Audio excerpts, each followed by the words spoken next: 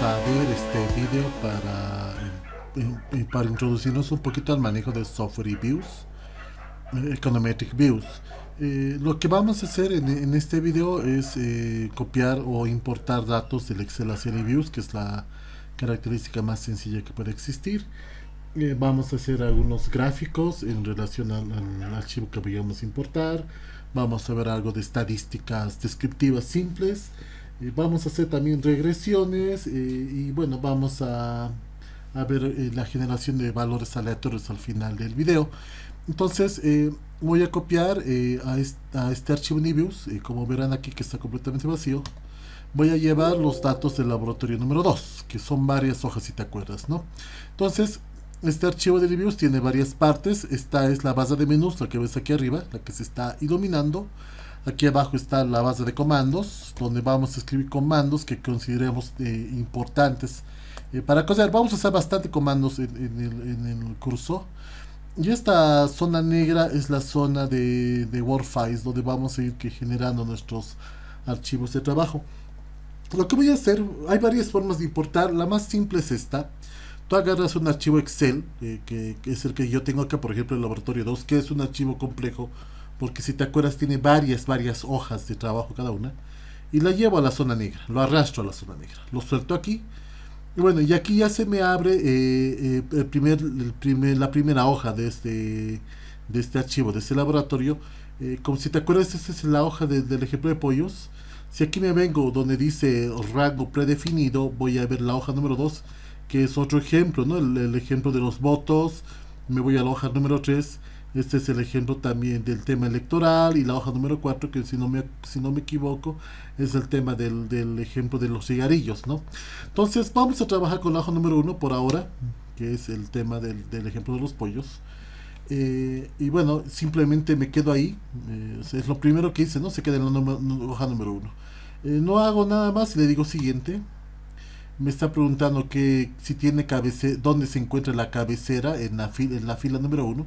Correcto, en la fila número 1 se encuentra la cabecera y corresponde a nombres de cada una de estas variables, así que no hago nada más y le digo siguiente.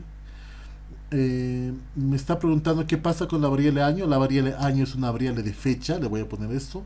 La variable y es un número, la variable x2 es un número, la variable x3 es un número, la variable x4 es número, la variable x5 es número y la variable x6 también es número. Así que no necesito hacer más cambios que ese. Le digo siguiente. Ya se abre la estructura de Word File. El eViews reconoce tres tipos de bases de datos. Bases de datos que son de datos de corte transversal, los unstructured undate, las bases de datos de series de tiempo donde tenemos fechas con frecuencia regular o fechas con frecuencia diferente, ¿no? Y los datos de panel, que son los que tenemos estas tres opciones acá. Este ejemplo de los pollos corresponde a datos de series de tiempo, así que me vengo aquí a date regular frecuencia, o sea, hay una frecuencia regular en el tiempo de generación de estos datos. Y me pregunta qué tipo de frecuencia es. Hay varios tipos, si te fijas hay de varios años, anual, semestral, trimestral, mensual, etcétera. Este ejemplo específico es una serie de tiempo anual. La selecciono y esto empieza en el año 1960, que es el año de inicio, ¿no? Start date. Pues nada más y le digo finish.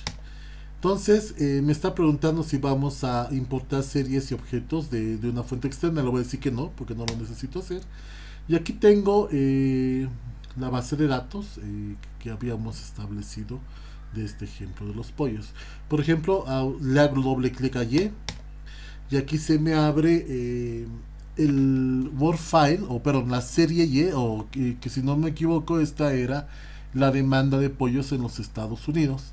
Como esta es una demanda anual, o sea, hay una serie de tiempo, podemos graficarla para ver cómo evoluciona la demanda. Si yo me vengo a View, le digo Graph, View, Graph, y ahí escojo Line. Vamos a escoger un gráfico de líneas que me va a mostrar la evolución del comportamiento de la demanda de carne de pollo en los Estados Unidos en el siglo pasado. Entonces, si te fijas, hay una demanda ascendente. Lo bueno de esto es que puedo generar grupos donde puedo graficar todas mis bases, todas mis variables. En uno, fíjate, voy a agarrar Y, control, X2, sigo apretando control X3, control clic o X4, control clic X5, control clic X6, he seleccionado todas y le voy a dar un enter. Se ha abierto un grupo de las 6 variables en esta base de datos, aunque creo que X6 no entraba en el grupo, ahora que me acuerdo, lo voy a quitar. Entonces control clic sobre X6 y me quedo con Y de X2, X3, X4 y X5. Ya está, ya tenemos a nuestro grupo de las variables que hemos trabajado en el laboratorio. Me vengo a View, me vengo a Graph y le digo que me muestre un gráfico de líneas. Entonces, fíjate aquí me está mostrando un gráfico de líneas donde están todas las variables. X2, que es el precio del producto, está muy alto, entonces no me permite ver bien cómo van las otras variables. Lo que puedo hacer tal vez es quitar X2 del análisis y ver cómo funciona mi gráfico sin X2, o le puedo pedir otro tipo de gráficos. Me voy otra vez a View, me voy a Graph, y ahí en Gráficos le voy a decir que me dé un gráfico de líneas, pero que este gráfico no sea un gráfico simple. Fíjate que estoy en múltiples series, le voy a decir que me dé múltiples gráficos. Y le digo ok, entonces me va a dar varios gráficos, si te fijas, donde me está mostrando la evolución de cada una de estas variables. Lo bueno es que pueden moverse los gráficos para generar una vista diferente. Entonces fíjate que este es el comportamiento del consumo de la demanda de carne de pollo. Aquí está el precio de la carne de pollo.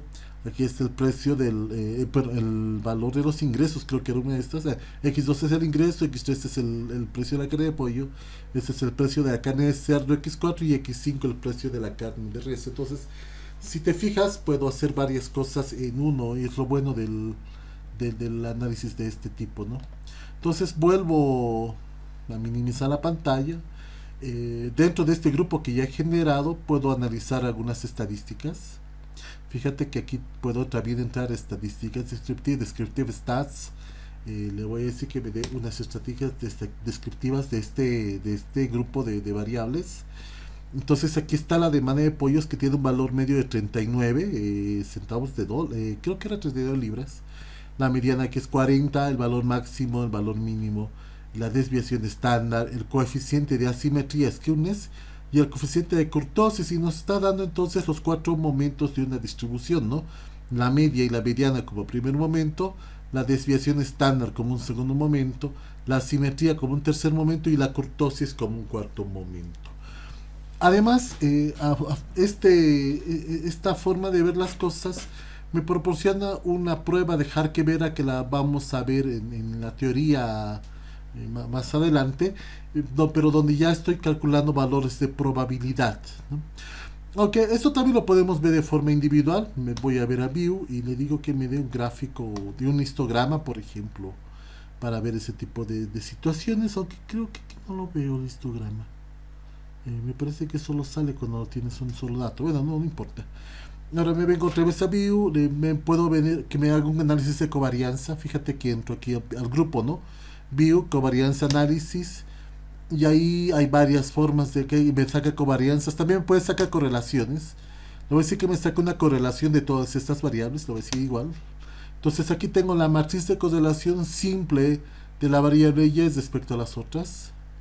Puedo volver aquí a View, vuelvo a volver a covarianza, análisis, voy a volver a correlación y le voy a pedir ahora que me dé correlaciones parciales. Que me dé correlaciones parciales manteniendo constante X2, una correlación de orden 2. Y aquí está la correlación parcial de orden 2, donde mantiene constante X2, por lo tanto X2 sale de la matriz.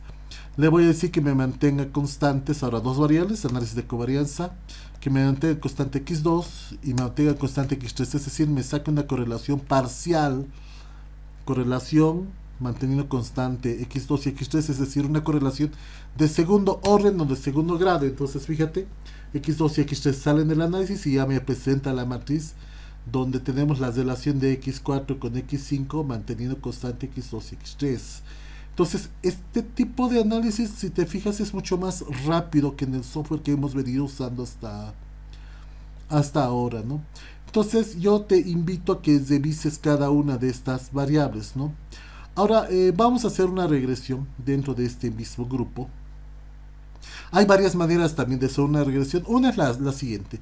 Una vez que tengas abierto el grupo de variables que te interesa analizar, te vas a procesos y aquí le dices make equation, o sea, hacer una ecuación, construir una ecuación. Entonces, por defecto, el eViews ya tiene construida una ecuación acá. Fíjate que aquí tiene y, x2, x3, x4, x5 y aparece una letra C. Esta letra C es la ordenada al origen. La puedes poner ahí, o como hemos estado viendo en clases, la ponemos justo al principio, ¿no? Que por una cuestión de costumbre la voy a poner al lado de y.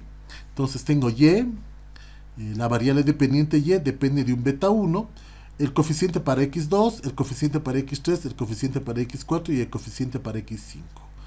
El método va a ser least square, que significa mínimos cuadrados, y la muestra va del 60 al 82 y le decimos aceptar. Entonces aquí tengo una regresión lineal múltiple donde tenemos la variable y en función de las otras variables que estamos analizando en esta base de datos, donde tiene la misma estructura de información que habíamos visto en el otro software, en el Excel.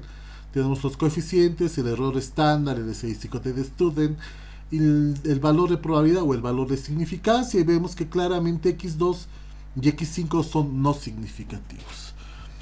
Esa es una forma, ¿no? Otra forma, pues voy a cesar la regresión, es también dentro del proceso, digamos que era una regresión log-log. Vengo aquí, procesos, make equation.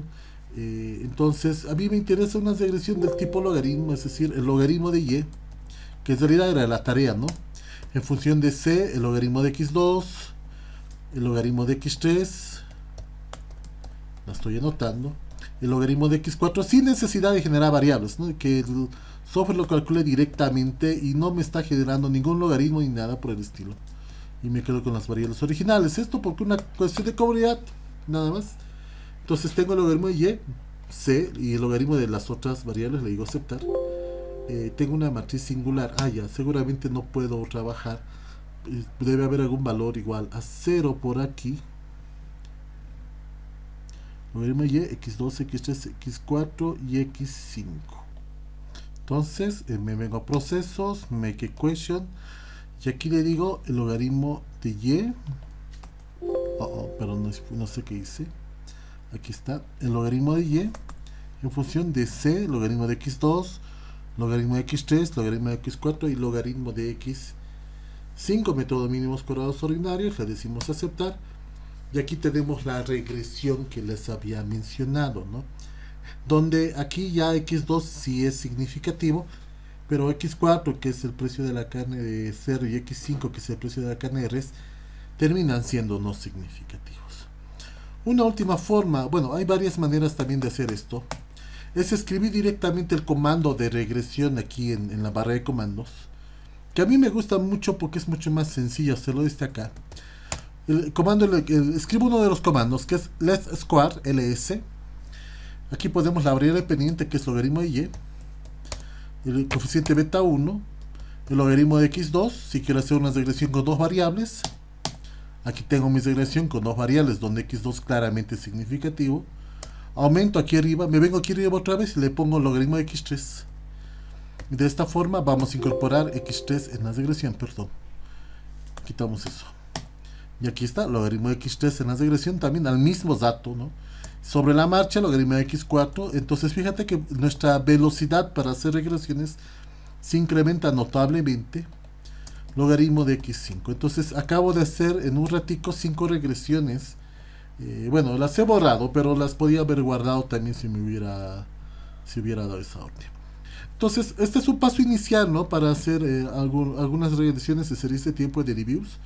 Y bueno, en el siguiente video vamos a ver cómo hacemos lo mismo pero con datos de corte transversal. Muchas gracias.